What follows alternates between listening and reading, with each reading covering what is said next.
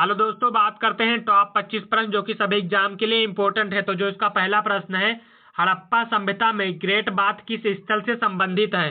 तो हड़प्पा जो सभ्यता में वो है किससे? मोहनजोदड़ो से। यानी ऑप्शन जो इसका होगा वो बी राइट आंसर होगा। और एक बात और बता दें, यदि आप एसएससी जीडी की तैयारी कर रहे हैं तो 3 बजे, और यदि आप यूपी होमगार्ड की तैयारी कर रहे हैं तो शाम 7 बजे इसी चैनल पर जरूर जुड़े। तो जो इसका अगला प्रश्न है, प्रश्न 2, अशोक ने बुद्ध धर्म को किस युद्ध के बाद में अपनाया था? तो अशोक ने बुद्ध धर्म को अपनाया था वो कलिंग युद्ध के बाद में अपनाया था। यानी ऑप्शन जो इसका होगा वो बी ऑप्शन इसका बी राइट आंसर होगा। और इसका अगला प्रश्न है, प्रश्न 3, वेदों की संख्या कितनी है? तो वेदों की जो संख्या, कितनी संख्या है? 4 वेदों की संख्या। यानी ऑप्शन जो इसका होगा वो सी राइट आंसर होगा। और इसका अगला प्रश्न है, प्रश्न 4, सिंध घाटी सभ्यता का प्रमुख बंदरगाह कौन सा था? तो सिंध घाटी जो सभ्यता का प्रमुख बंदरगाह था वो था लोथल था। कौन था? लोथल। यानी ऑप्शन जो इसका होगा वो इसका भी सी राइट आंसर होगा। और इसका अगला प्रश्न है, प्रश्न 5, महाभारत युद्ध कितने दिनों तक चला था? तो महाभारत जो युद्ध चला था वो चला था 18 दिनों तक चला था। यानी ऑप्शन जो इसका होगा वो सी ऑप्शन इसका सी राइट आंसर होगा। और इसका अगला प्रश्न है, प्रश्न 6, चंद्रगुप्त मौर्य के गुरु कौन थे? तो चंद्रगुप्त मौर्य के जो गुरु थे वो कौन थे? चाणक्य थे। यानी ऑप्शन जो इसका होगा वो बी ऑप्शन इसका बी राइट आंसर होगा। और इसका अगला प्रश्न है, प्रश्न 7, गुप्त काल को किस नाम से भी जाना जाता है?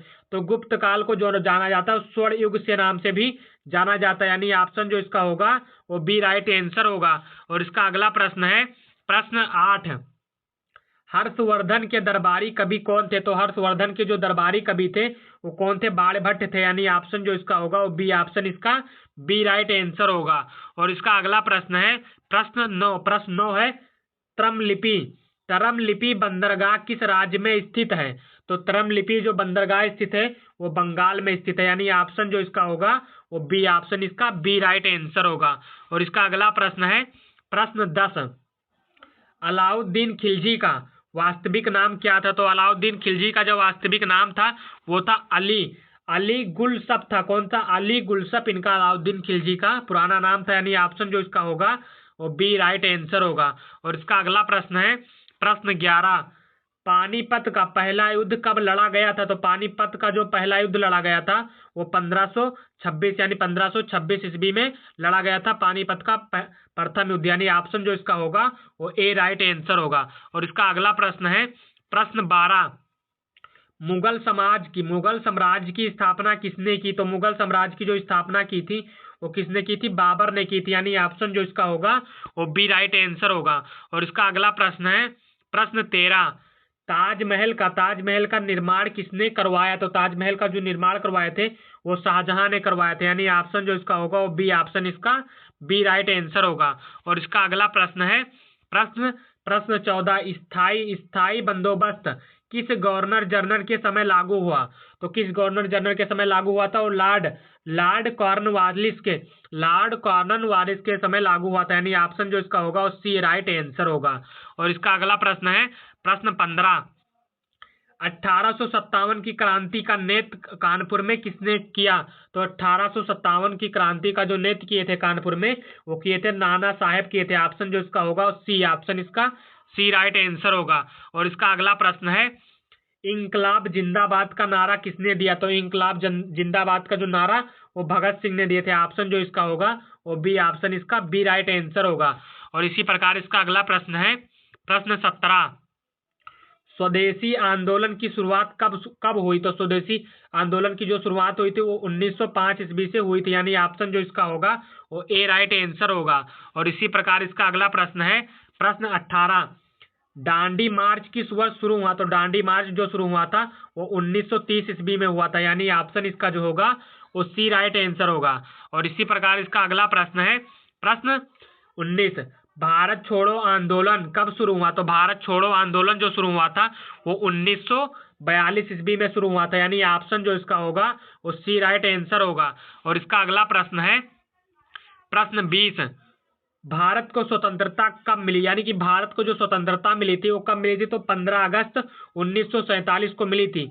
और इसी प्रकार आपको कमेंट करके बताना है कि पाकिस्तान को जो स्वतंत्रता मिली थी वो कब मिली थी। यदि आपको पता हो तो अपना राय कमेंट में जरूर दें। और इसका अगला प्रश्न है प्रश्न 21 है, भारतीय संविधान लागू हुआ था, तो भारतीय संविधान जो लागू हुआ था वो 26 जनवरी 1950 को भारतीय संविधान लागू हुआ था, यानी ऑप्शन जो इसका होगा वो बी राइट आंसर होगा। और इसका अगला प्रश्न है प्रश्न 22 यानी कि 22, कौन सा बंदरगाह प्रशांत महासागर में स्थित है, तो कौन सा बंदरगाह प्रशांत महासागर में स्थित है, तो वो है योकोहामा जापान, यानी योकोहामा जो है वो जापान देश में स्थित है, यानी ऑप्शन जो इसका होगा वो बी ऑप्शन इसका बी राइट आंसर होगा। और इसका अगला प्रश्न है प्रश्न 23 यानी कि 23, वायस राय लॉर्ड कर्जन ने बंगाल का विभाजन कब किया था, तो वायस लॉर्ड कर्जन विभाजन जो किए थे बंगाल का वो कब किए थे, ऑप्शन जो इसका होगा वो 1905 में किए थे, यानी ऑप्शन जो इसका होगा वो सी ऑप्शन इसका सी राइट आंसर होगा।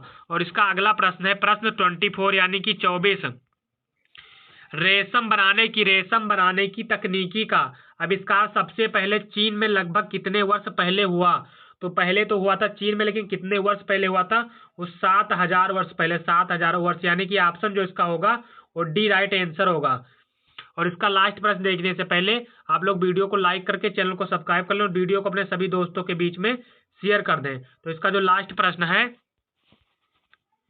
मोहिनी अट्टम निम्नलिखित में से किस राज्य से संबंधित एक शास्त्रीय नृत्य है, तो मोहिनी अट्टम जो है वो किससे संबंधित है, यानी कि केरल से संबंधित है, केरल से संबंधित है। ऑप्शन जो इसका होगा वो डी ऑप्शन इसका डी राइट आंसर होगा। और यदि वीडियो अच्छी लगी तो वीडियो को लाइक करके चैनल को सब्सक्राइब करें और वीडियो को अपने सभी दोस्तों के पास में शेयर करें, ताकि इस वीडियो का लाभ आप और आपके दोस्त भी उठा सकें।